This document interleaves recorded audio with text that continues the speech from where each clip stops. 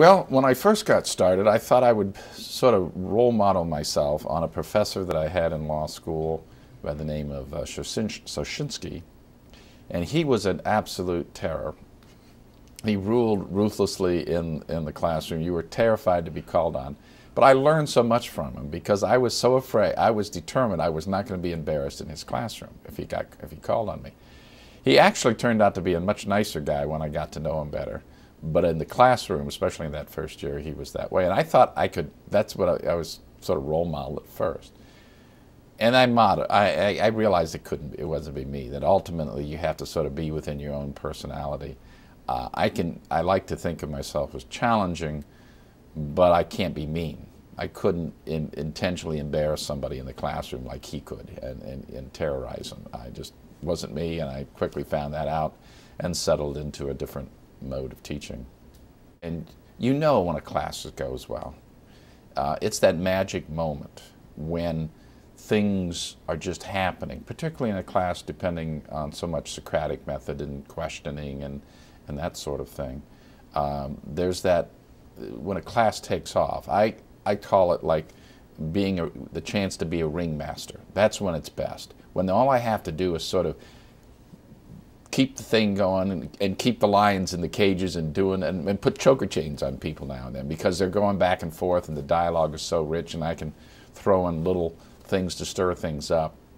When it goes like that, it's magic.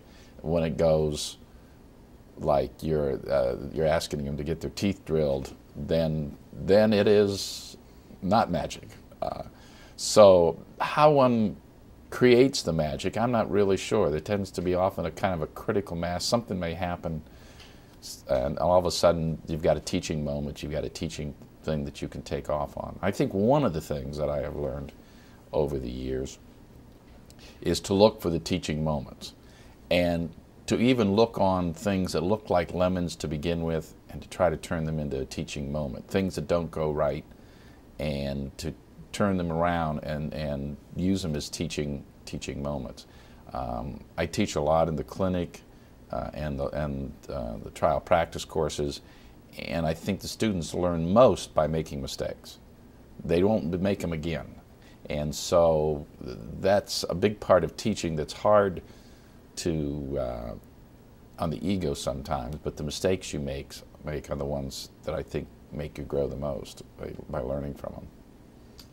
Well, I can remember a teaching moment, but I'm not sure it was so much mine as one that occurred that I think when you're part of it, when you're part of that magic, when those bulbs go off and you can see learning going on. But I was supervising in the clinic, and I had a student who had a hearing down at the court in a domestic relations case.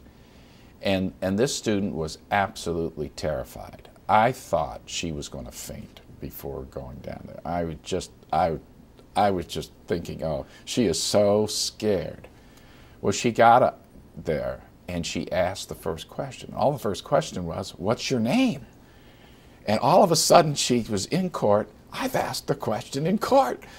And she got better and better, and you could just see her grow as an attorney while you watched that. And that was a wonderful moment. Now, whether that was teaching or whatever, it's one of those moments when, as a teacher, you really yearn for.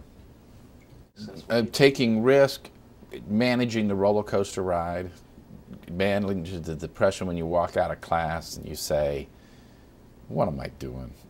How am I doing this?"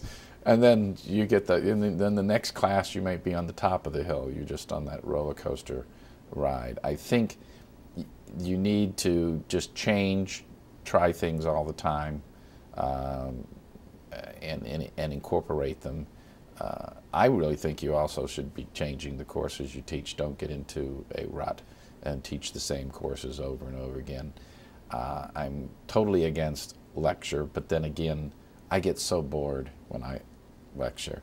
And I don't know how other teachers are, but when I start to have any portion in which I'm lecturing, the student out there that you always see right away is the one who's glassy-eyed, gone, you've lost them, and it's so disconcerting and that's the one. Now the other ones might be paying attention, but that's the one you see, you know, inevitably. And so that would be one aspect of it. And I really do also believe scholarship and research helps feed into teaching, but it doesn't have to be the traditional research, it seems to me. One of the most helpful things that happened to me was on my sabbaticals, in which I went to England and I worked with barristers trying criminal cases. And then I did a study on the British methodology of trying cases to the American methodology. It's more of a social scientist approach than the typical analytical law review article. But that changed my thinking on so many things. It made me a strong advocate for civility. It changed how I approached a lot of things over here, because I saw how a civil litigation system can work. And it impacted my teaching because I could bring that into play. So I don't want to shortchange the importance of research and scholarship either, but I think the definition of it should be a broad definition of what constitutes scholarship. I've taught a lot of things, and I've liked that. I mean, I enjoy learning new courses. I'm a great believer in the fungibility of faculty members. This idea that if I'm in a department and I teach Roman history, that somehow I can't teach Western Civ, or I can't teach any course. I see what teaching is that's the glue that puts us together. We're teachers first. The subject matter, you can certainly learn enough subject matter to teach undergraduates. It's the teaching that is important and not so much the subject matter. So I've sort of, fungibility is what I've been in the law school and teaching a lot of courses in different areas.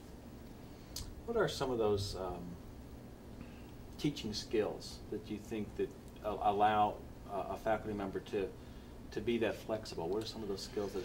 Well, I have a philosophy of slothfulness when it comes to teaching in one way. Although my daughter says, "Gee, Dad, you put an awful lot of work in for this slothfulness business." But it's based on this premise that students have to do the learning, and I put them into situations in which they have an opportunity to learn, and I can push them to learn, but they've got to learn themselves. It's kind of like riding a bike. And once they learn to ride the bike themselves, they'll have it forever. But you have to sort of force them, encourage them, cajole them into learning on their own. They have to learn on their own. And therefore, I'm not such a great believer in sort of teaching as we often think of teaching, as a matter of just giving them an opportunity to learn. And then I have to be slothful. The slothful part comes in. I'm not taking over for you. So if you come in and ask me for